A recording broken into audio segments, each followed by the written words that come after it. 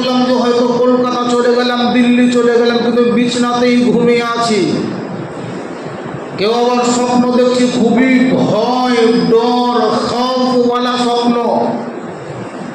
এক একজন ব্যক্তি এক এক রকম স্বপ্ন আমরা রাত্রিতে ঘুমের অবস্থায় দেখি, এটা বাস্তব।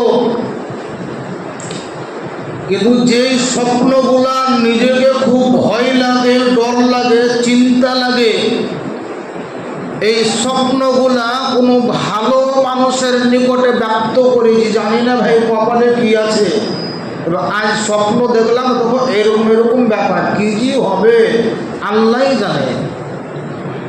কোন মানুষ আবার জিজ্ঞাসা করে স্বপ্নটা কখন দেখলে, কোন সময় স্বপ্ন দেখেছ? তো অনেকে আমরা বলি যে স্বপ্ন দেখলাম ঠিক ফজরের আজানের একটু আগে দেখলাম, মনে হয় যে স্বপ্নটা সত্য হতে পারে। যা স্বপ্ন দেখলাম এটা সত্য হতেই পারে, তার কারণ ফজরের আগে দেখলাম।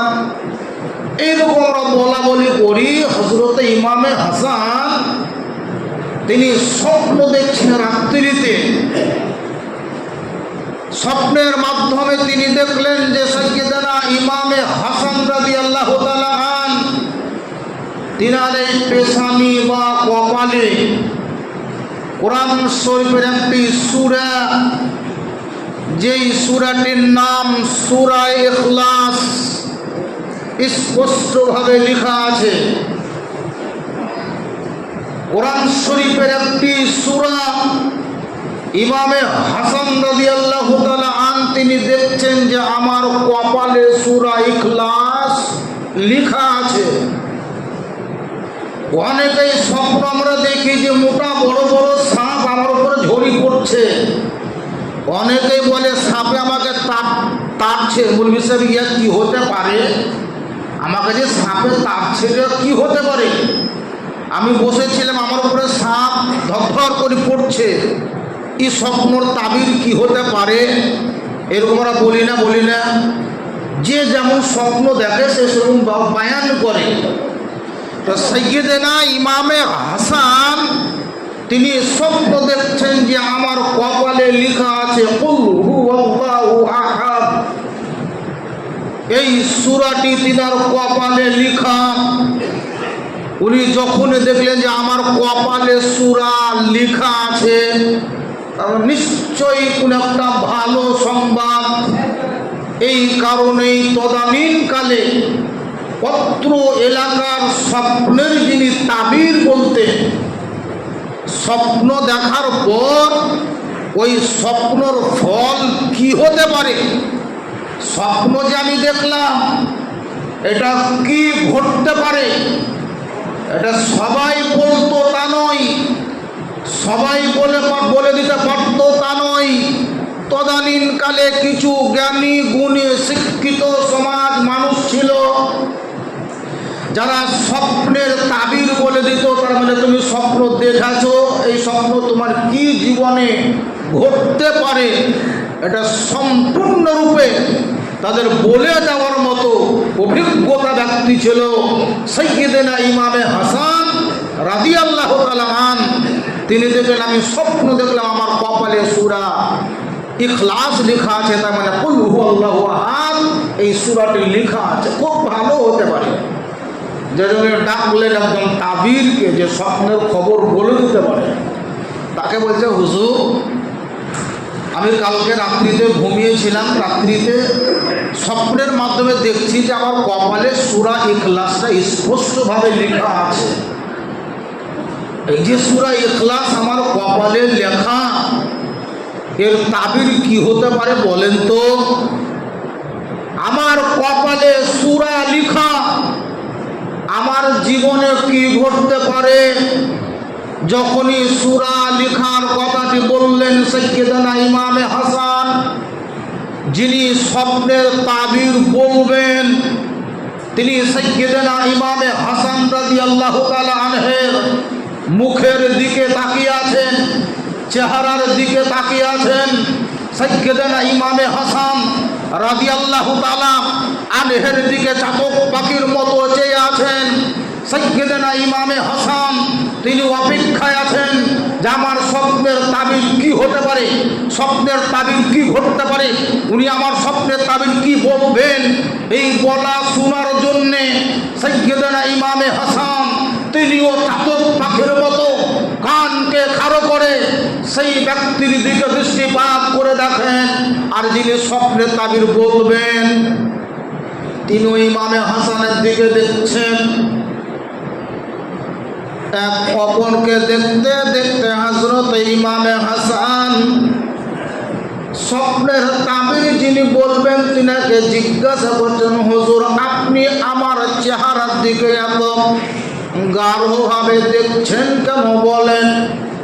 আমি যে স্বপ্নটা দেখলাম যে আমার কপালে কুল হুয়াল্লাহু আহাদ সূরাটি লেখা আছে, এর উদ্দেশ্যটা কি এটা আপনি আমাকে না বলে বরং আপনি আমাকে আমার দিকে তাকিয়ে তাকিয়ে দেখছেন কেন?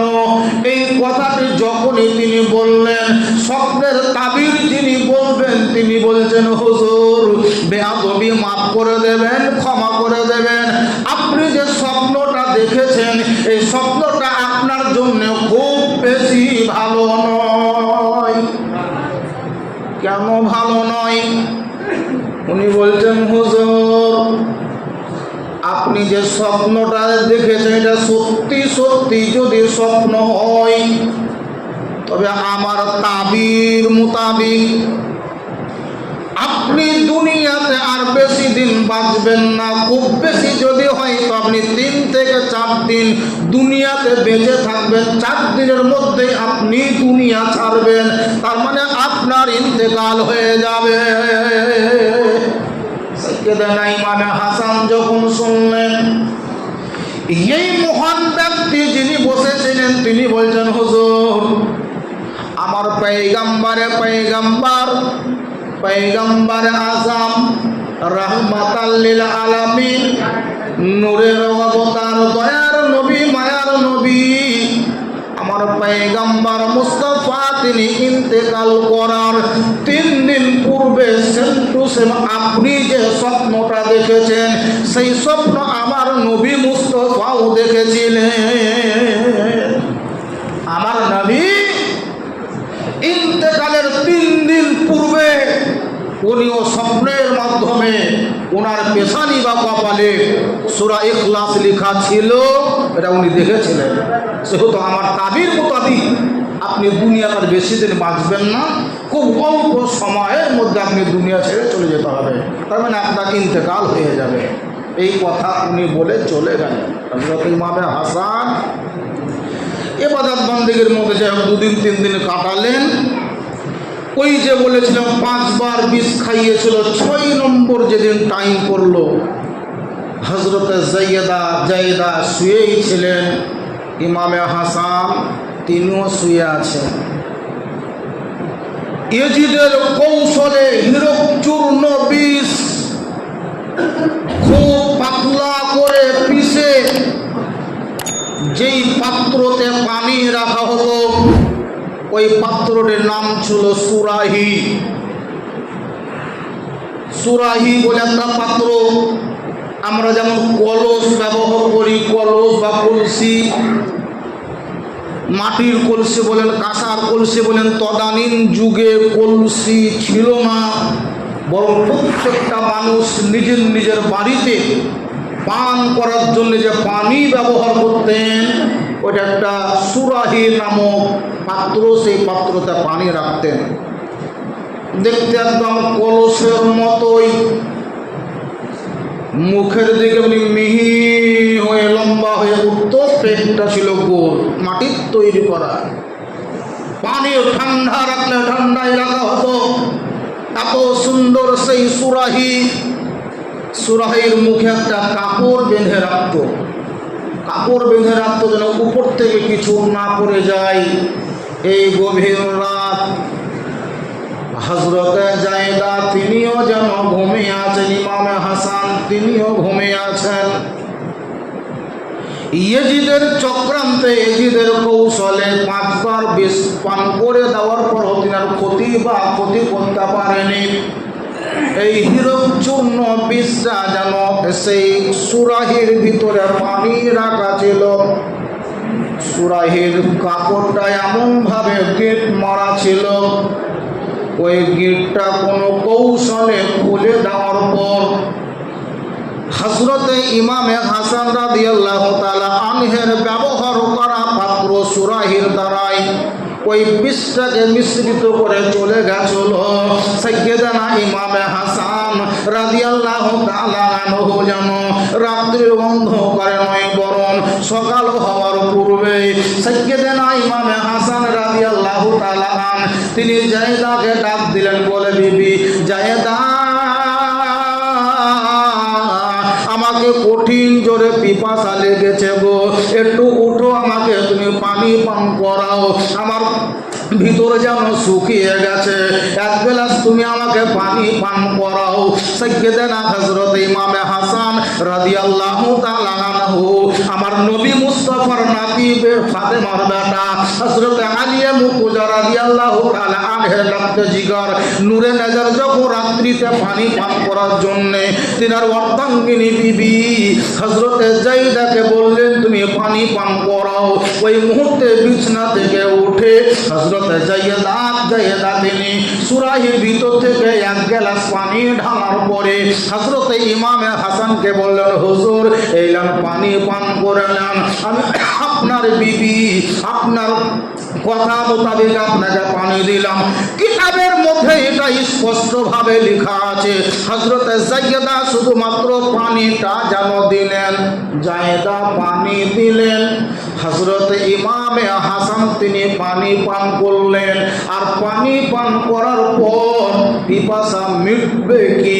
হযরত ইমামে হাসান রাদিয়াল্লাহু তাআলা আনহের ভিতরটা যেন আগুন জ্বলার মতো জ্বলতে আরম্ভ করেছে।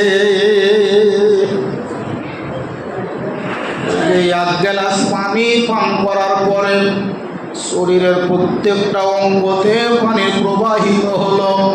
হযরত ইমামে হাসান তিনি বুকে হাত দিয়ে বলে, জায়েদা, আমি পিপাসা নিবাবার জন্য তোমার কাছে পানি চাইলাম গো। ও জায়েদা, তুমি আমাকে পানির সঙ্গে কি মিশিয়ে দিয়েছো বলো। হযরত জায়েদা বড় আশ্চর্যিত হয়ে গেলেন, বলে, হুজুর আমি পানির সঙ্গে কোনো জিনিস মিশ্রিত করিনি, এই কথা কেন বলছেন বলেন। হযরত ইমামে হাসান তিনি বলছেন, জায়েদা, আমার পানি পান করা মাত্রই যেন আমার ভিতরটা আগুন লাগার মতো লেগে গেছে, ভিতরটা জ্বলছে গো, আমি হয়তো আর বাঁচব না। হযরত ইমামে হাসান রাদিয়াল্লাহু তাআলা আনহু নবী মুস্তাফার লাফতে জিগার নূরে নজর নবী মুস্তাফার নওয়াজা হযরত ইমামে হাসান তিনি বিছানায় যেন ছটফট করতে লেগেছেন, লাফাতে লেগেছেন। ইমামে হাসান জায়েদাকে বলছে, জায়েদা রে, তুই কি খাইয়ে দিলি বল আমাকে, আমাকে তুই বিষ খাইয়ে দিয়েছে নাকি, আমাকে বিষ পান করালি নাকি রে জায়েদা? আমার সঙ্গে তোর কোনো দুশ্মনী ছিল না, তোর সঙ্গে আমার কোনো দুশ্মনী ছিল না। জায়েদা বলে, হুজুর আপনি যে কথাটা বলছেন গো, আমি বড় গুনাহগার হয়ে যাব হুজুর, আমি এটাই তো চেয়েছিলাম যে আপনার আমি খিদমত করতে গিয়ে যেন আমার জীবনটা শেষ করতে পারি হুজুর। আজকে যে কথাটা আপনি বলছেন, আপনার কথা শুনে আমার জন্য কলেজায় তীর লাগার মতো লেগে গেল। হযরত জায়েদা বলছে, হুজুর আমি আপনার খিদমত করার জন্য এসেছিলাম গো, আপনাকে পানি পান করালাম, খোদার কসম করে বলি হুজুর আপনার পানিতে আমি কোনো জিনিস মিশাইনি। একদম ধরফর করে ইমামে হাসান তিনি ডাকবেন কাকে? ডাকার মতো কেউ নাই। তিনার ভাই হযরত ইমামে হুসাইন তিনি ছিলেন। হযরত ইমামে হাসান তিনি বিছানায় ছটফট করে ধরফর করতে করতে তিনি ডাক দিলেন, হযরত ইমামে হুসাইন। ইমাম হাসান রাদিয়াল্লাহু তাআলা আন বিষের যে একটা যন্ত্রণা, হীরকচূর্ণ বিষ, এই বিষের যন্ত্রণাতে ইমামে হাসান রাদিয়াল্লাহু তাআলা আনহের ভিতর বুকটাকে ঝাঁঝরা করে দিয়েছে। ছটপট করে ডাক দিলেন, ভাই হোসাইন, কোথায় আছো তুমি? দৌড়ে এসো ভাই, আমি হয়তো আর বাঁচবো না, তোমাকে ভাই বলে ডাকতে পারবো না। ইমামে হাসানের ডাক শুনে ইমামে হোসাইন রাত্রিতেই চলে এলেন। বলে, ভাই কেন, কি হয়েছে? এত রাত্রে ডাকছো কেন, কি খবর? তো ইমামে হাসান শুধু লাফাচ্ছে আর মুখে শুধু হাত বুলে যাচ্ছেন আর বলছেন, ভাই আমি হয়তো আর বাঁচবো না। ইমামে হোসাইন তিনি জিজ্ঞাসা করছেন, ভাই তুমি কি খেয়েছো? উনি বললেন, আমি শুধুমাত্র রাত্রিতে 1 গ্লাস পানি পান করেছি, সম্ভবত বিষ মিশিয়ে দিয়েছে কেউ আমার পানিতে, যার জন্য আমার ভিতরটা যেন জ্বলছে। হযরত ইমামে হুসাইন রাদিয়াল্লাহু তাআলা আন ইমামে হাসানকে তিনার জানের উপরে নিলেন, পবিত্র জান মুবারকার উপরে ইমামে হাসান রাদিয়াল্লাহু তাআলা আনহের মস্তক মুবারক তিনি রাখলেন। কিতাবের মধ্যে লেখা আছে যে হযরত সাইয়্যিদানা ইমামে হুসাইন রাদিয়াল্লাহু তাআলা আনহু তিনি বলছেন, ভাই চলো আমার নানা নবী মুস্তাফা রওজাতে তোমাকে নিয়ে চলে যাব। হযরত ইমামে হাসান বলছে, ভাই আমি এখান থেকে উঠে একটি পা উঠিয়ে রাখবো, এই ক্ষমতা আমার মধ্যে নাই, আমি আর আমার নানা নবী মুস্তাফার মাজারে আমি আর যেতে পারবো না। এ কথা বলছিলেনই হযরত ইমামে হুসাইনের পবিত্র জানু মুবারকের উপরে মস্তক মুবারক রাখা ছিল। ঠিক ওই মুহূর্তে হযরত ইমামে হাসান তিনি বমি করতে শুরু করে দিয়েছেন। যখনই তিনি বমি করছেন, ভিতর থেকে অন্য কিছু বের হচ্ছে তা নয়, এটা সাইয়্যিদানা ইমামে হুসাইন তিনি নিজেই বলেছেন যে আমার ভাই হাসান আমার জানুর উপরে মস্তক মুবারক রেখে যখন বমি করছিল, ওই বমির মধ্যে অন্য কিছু বার হচ্ছিল তা নয়, বরং ভাই হাসানের ভিতরের কলেজাগুলা টুকরো টুকরো হয়ে ওনার বমির দ্বারায় বের হচ্ছে। তা হযরত ইমামে হুসাইন জিজ্ঞাসা করেছেন, ভাই হাসান তুমি কি রাত্রিতে মাংস খেয়েছো? বলেন, না ভাই আমি তো মাংস কয়েকদিন থেকে খাইনি। হযরত ইমামে হুসাইন বলছেন, ভাই তুমি যদি মাংস না খেয়েছো, তোমার বমির সঙ্গে কলেজার টুকরো কেন বেরিয়ে আসছে? সাইয়্যিদানা ইমামে হাসান বলেছিলেন, ভাই আমার ভিতরটা এমনভাবে জ্বলছে যে সেই জ্বলনের দ্বারাতে আমার কলেজাগুলা টুকরো টুকরো হয়ে বমির দ্বারায় বেরিয়ে চলে আসছে। হযরত ইমামে হুসাইন তিনি বলেছেন, ভাই হাসান বলো তোমাকে কে বিষ পান করিয়েছে, বলো, তুমি একবার শুধু নামটা বলে দাও, আমি হুসাইন জীবিত থাকাকালীন আমি তাকে ছাড়বো না, যে কোনো কৌশলে আমি তাকে শহীদ কতল করে দেব, মার্ডার করে দেব, আমি কোনোদিন তাকে ছাড়বো না। সাইয়্যিদানা ইমামে হাসান রাদিয়াল্লাহু তাআলা আন তিনি বলেছেন, ভাই হুসাইন আমি যেহেতু দেখিনি আমাকে কে বিষ পান করিয়েছে, সেহেতু আমি কাউরের নাম বলতে পারবো না। আমি যদি কাউকে সন্দেহজনক নাম বলে দেয়, তুমি কি করবে বলো? সাইয়্যিদানা ইমামে হুসাইন তিনি কসম করলেন, ভাই একবার যদি তুমি নামটা প্রকাশ করতে পারো, আমি হুসাইনটাকে ছাড়বো না, কতল করে দেব। হযরত ইমামে হাসান তিনি বললেন, ভাই আমি যার নামটা বলবো সে যদি আদৌ বিষ পান না করিয়েছে, আমি যার নামটা সন্দেহজনক বলবো সে যদি দোষী না হয়, অনায়াসে লোকটা মার্ডার হয়ে যাবে। কিয়ামতের দিন আমাকেও জবাব দিতে হবে, তোমাকেও জবাব দিতে হবে। সেহেতু বিষকে খাইয়েছে আমি বলতেও পারবো না দেখিনি, সেহেতু আমি কাউরের নাম ব্যক্ত করব না। অনেকেই এই কথাটা ভেবে হযরত ইমামে হাসানকে বিষ খাইয়েছিল তার বিবি জায়েদা, এটা অনেকেই বলে। মুর্শিয়া যারা জাহেল তারা ভুল ঠিক বিচার করতে পারে না, সুরের মাধ্যমে এমন এমন তারা বাক্য বা কালাম বলে যেটা শরীয়তে আদৌ গ্রহণযোগ্য নয়। সাইয়্যিদানা ইমামে হাসান এত কষ্ট পেয়েছিলেন, তবুও তিনি কোনোদিন কাউরের নাম ব্যক্ত করেনি, নাম প্রকাশ করেনি যে ওনাকে বিষ খাইয়েছে কে। এই মুসলমান, যিনি বিষ খেয়েছিলেন, যে বিষের তাড়নাতে ওনার ইন্তেকাল হয়েছিল, ওই ইমামে হাসান তো কাউরের নাম বলেনি। আপনি বা আমি কেন জায়েদাকে শুধু শুধু তার নাম দায়ী করে দেব? সাইয়েদনা ইমামে হাসান তিনি কোনোদিন কাউরের নাম প্রকাশ করেননি। তার কারণ উনি বলছেন আমি দেখিনি, সেহেতু আমি কাউরের নাম বলতে পারবো না। বাবা ইমামে হাসান রাদিয়াল্লাহু তাআলা ইমামে হোসাইনের গলাকে জড়িয়ে ধরে নিয়েছে। ভাই, আমি তোমার বড় ভাই, তুমি আমার ছোট ভাই, আমি তোমার সঙ্গে দুটো কথা বলবো, সেই ক্ষমতাটা আমার নয় গো। আমার হাতটা যেন একেবারে ঢিল হয়ে গেল, পাটা যেন লুজ হয়ে গেল, আমি হয়তো আর কথা বলতে পারবো না। ইমামে হোসাইন রাদিয়াল্লাহু তাআলা আনহু হযরত ইমামে হাসানের গলাকে জড়িয়ে ধরেছেন। হযরত ইমামে হোসাইন যত কেঁদে যাচ্ছেন, জায়েদা যিনি ছিলেন তিনিও শুধু কান্না করে যায়।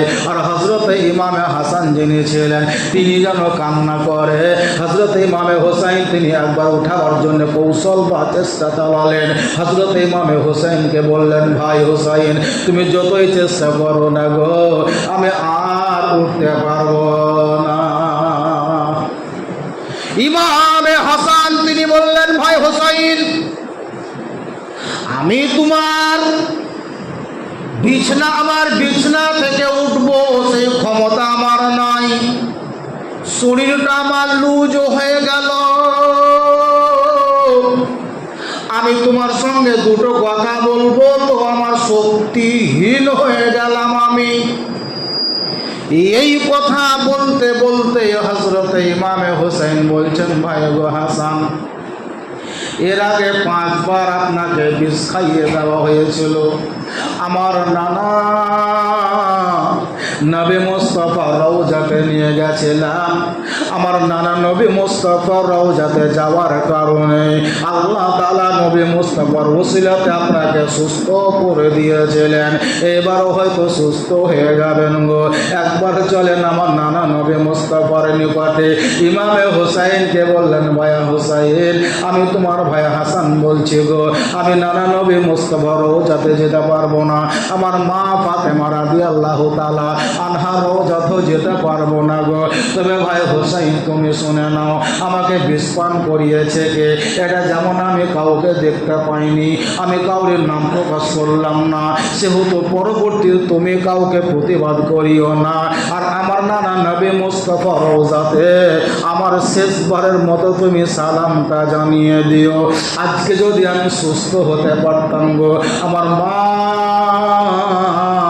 ফাতেমার কবরে গিয়ে জিয়ারত করতাম, মায়ের কবরে গিয়ে একটু ফাতেহা পড়তাম গো, মায়ের কবরে গিয়ে মাকে সালাম জানাতাম। আইরে আমার নসিব, আইরে আমার ভাগ্য রে ভাই হোসাইন, আমি শেষবারের মতো আমার মায়ের কবরটাও জিয়ারত করতে পারলাম না, আমার মা ফাতেমাকে সালামটাও দিতে পারলাম না, আমার নানা নবী মুস্তাফাকেও সালাম দিতে পারলাম না গো। ভাই হোসাইন, আমার তরফ থেকে তুমি আমার নানা নবী মুস্তাফাকে সালামটা জানিয়ে দিও। হযরত ইমামে হোসাইনকে বলছেন, ভাই হোসাইন, আমার মা ফাতেমাকেও তুমি সালামটা জানিয়ে দিও। এই কথা বলতে বলতে হযরত ইমামে হাসানের মুখ থেকে কালমা তাইয়্যিবা পড়তে আরম্ভ করলেন, লা ইলাহা ইল্লাল্লাহু মুহাম্মাদুর রাসূলুল্লাহ। শেষ কলমা পড়তে পড়তে হযরত ইমামে হাসান ইন্তেকাল করলেন। ইন্না লিল্লাহি ওয়া ইন্না ইলাইহি রাজিউন। হযরত ইমামে হোসাইন তিনার ভাই হাসানকে কোলে করে নিয়েছিলেন, ওনার ইন্তেকাল হলো। আর ছোট ভাই ছিলেন মহসিন, তিনি মায়ের আতুর ঘরেই তিনি ইন্তেকাল করেছিলেন। একজনই যিনি থাকলেন, তিনার নাম হযরত ইমামে হোসাইন রাদিয়াল্লাহু তাআলা আন।